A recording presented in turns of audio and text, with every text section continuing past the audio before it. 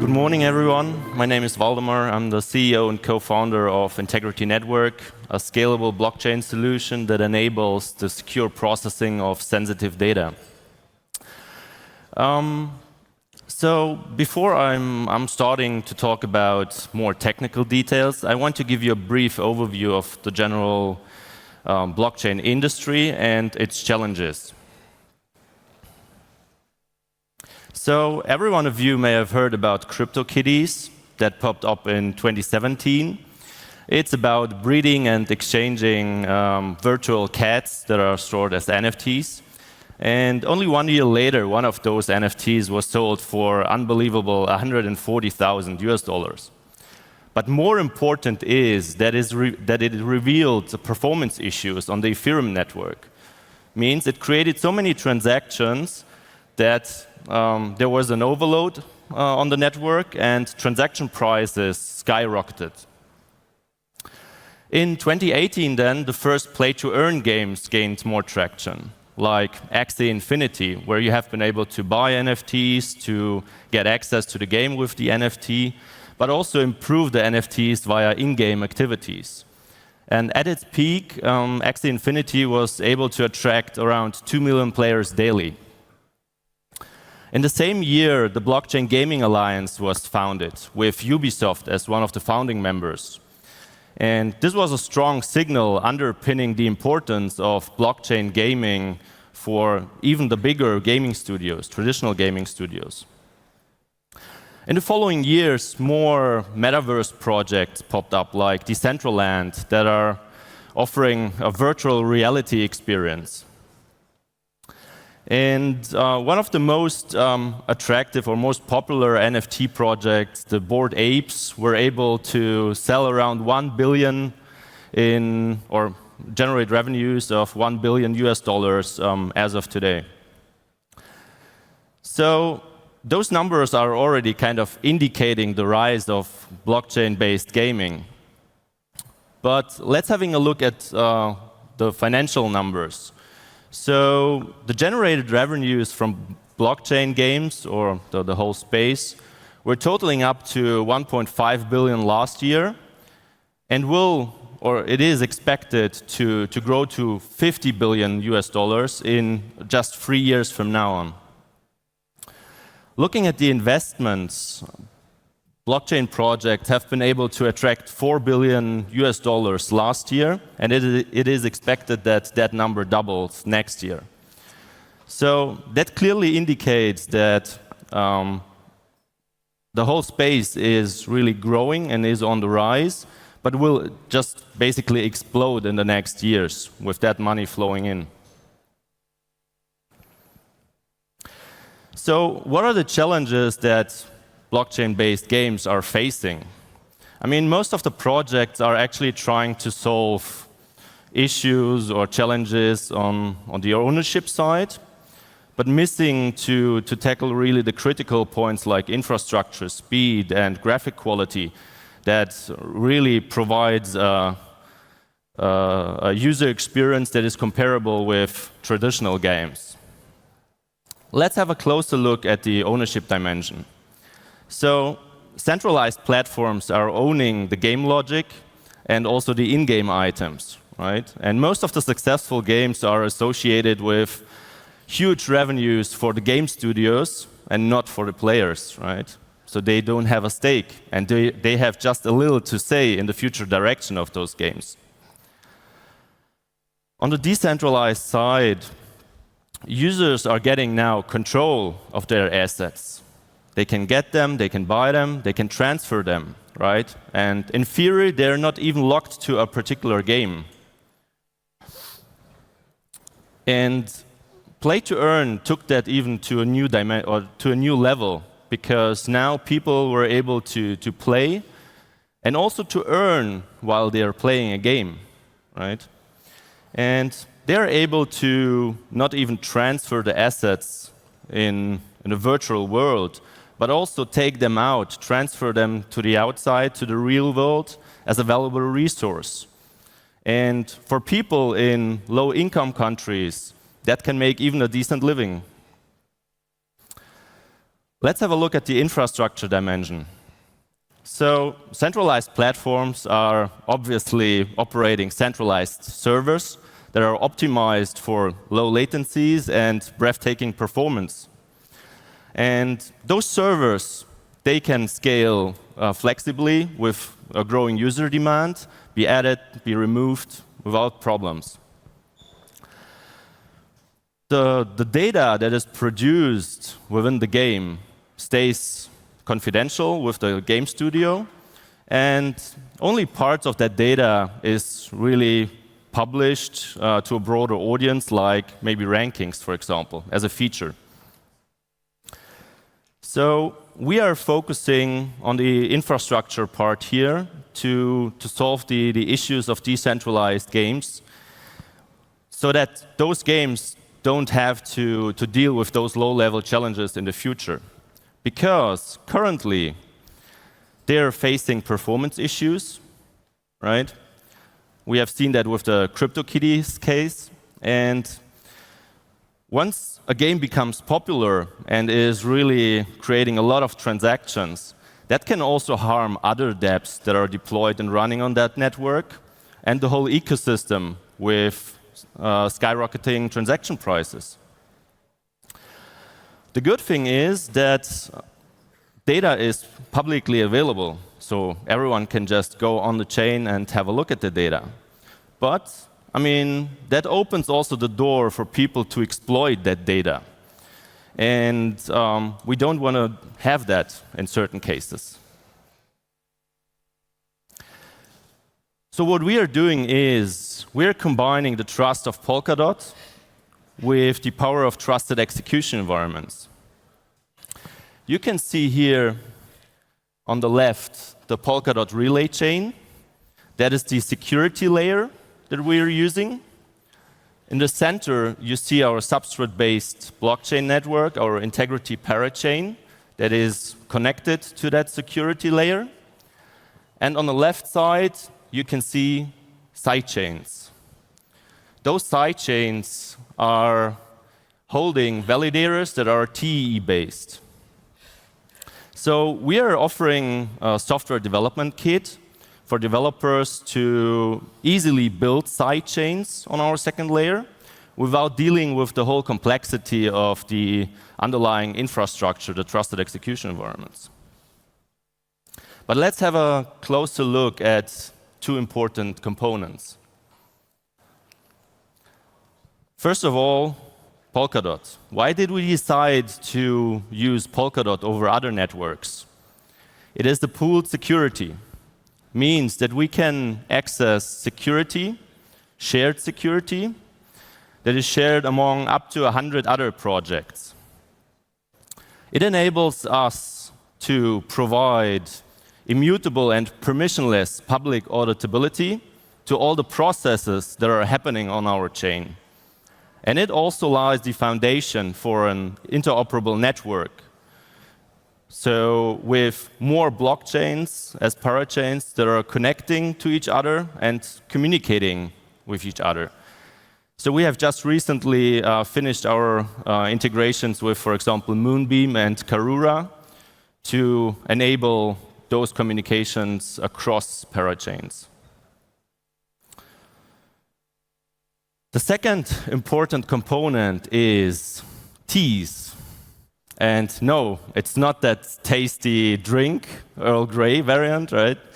So trusted execution environments are specific areas in the processor, in the CPU, mainly located in the main memory of a server.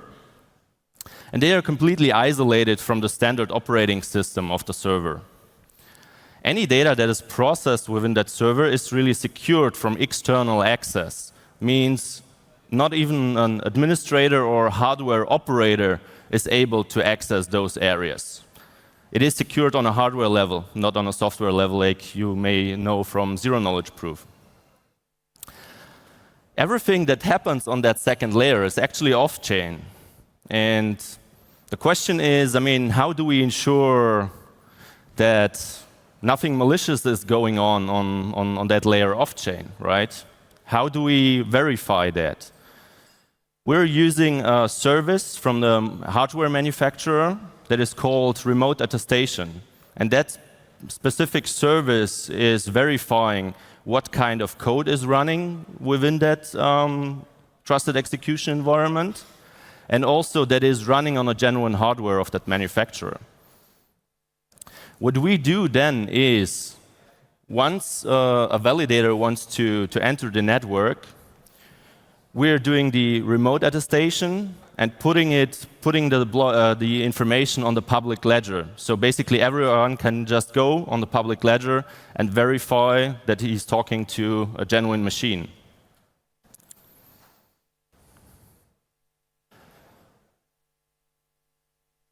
Oh, sorry.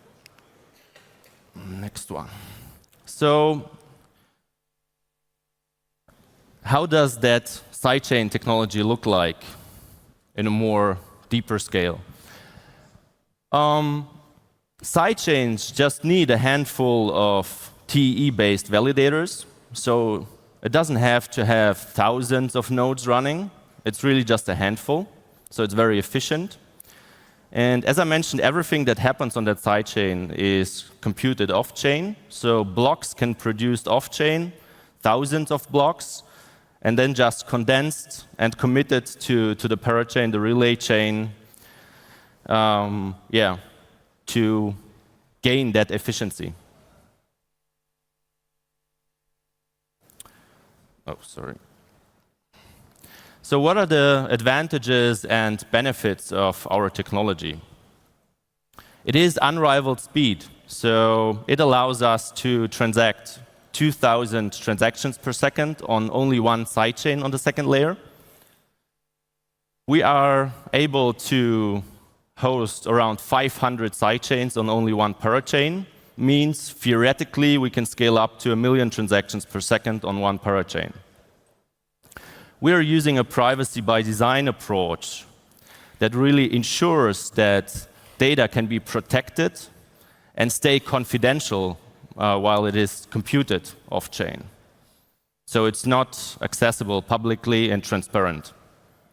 It can be verified by everyone on the public ledger. And it also allows to connect to other light client blockchains like Ethereum. So you're able to run those light clients on the side chains and interact directly with another chain. But it also allows to open up TLS channels, so secure communication channels to traditional Web 2 APIs.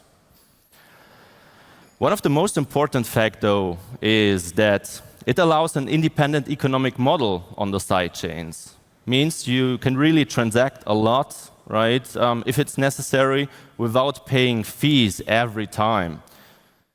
And transactions that are finally hitting our parachain, they amount to less than a cent per transaction. So after knowing more about the advantages, we would like to also understand what can it be used for. Today we're talking about blockchain gaming. So decentralized games require confidentiality to a certain degree, but also they need low latency to really compete with traditional games, because a game that is lagging all the time or you have to wait a minute for a transaction confirmation isn't fun. But besides that, our sidechain technology can also serve a wider range of use cases, like decentralized exchanges. You could prevent front running by using our confidential layer, but also identity protocols that are running on different chains and they want to link identities between chains can benefit from that technology. Let's have a closer look at one of the use cases. So we have worked with Iuna very closely over the past months to really develop a foundation for future blockchain games that can benefit from that work. If you have missed the presentation yesterday of Iuna, just giving you a heads up, Iuna is a decentralized ecosystem for gamers and creators that is integrating seamlessly modern game development engines like Unity and Unreal. But also it offers a toolbox to create on-chain assets and virtual goods. Let's have a closer look at the architecture.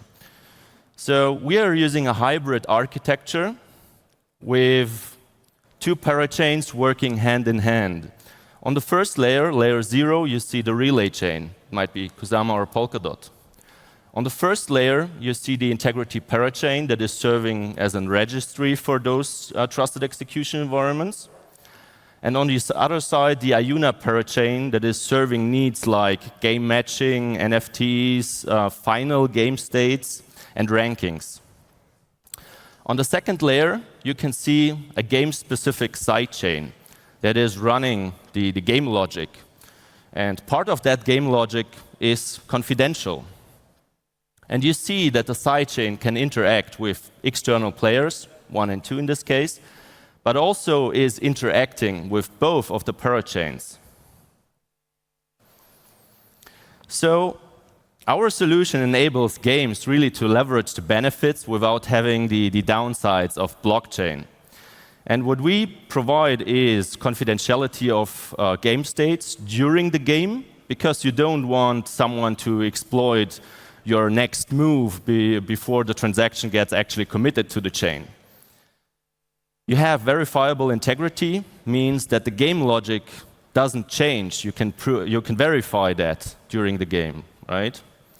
We provide low latencies for a high quality gaming experience, and the mentioned scalability of 2,000 transactions per second per sidechain. If you need more, you can just launch a second sidechain and add another 2,000 transactions per second. So you can scale horizontally. And this is the result of our work. I mean, after the presentation of IUNA yesterday, you're already eager to learn more about the battle mocks. But in the meantime, you will be able to play Dot for Gravity. It's a mobile-based game where players can play against each other, place bombs, and yeah, that will definitely be fun. And this is the first game that will leverage and use our next generation decentralized architecture and enterprise-grade infrastructure. Coming to an end, I want to say a big thanks to all the partners, collaborators that helped us using our technology or integrating with us, but also at the same time a big thanks to the community that voted for us and made that speech happen. We want to also announce that we will launch soon our Polkadot crowd loan campaign. And if you want to support us, that would be much appreciated. And yeah, thank you very much and enjoy the rest of the conference.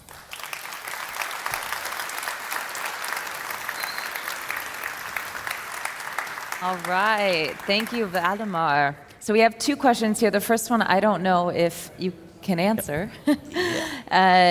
Is there a contract solution for auto battle play to earn games? Again, sorry. Is there a contract solution for auto battle play to earn games? Not yet. Wonderful. I would say. And the last one is, what would you like to see TEEs be used for this next year or the coming years? Well, the beauty of trusted execution environments are that they are not only narrowed for specific use cases, like token transfers, right? So trusted execution environments are capable to run really heavy, computational heavy stuff, right?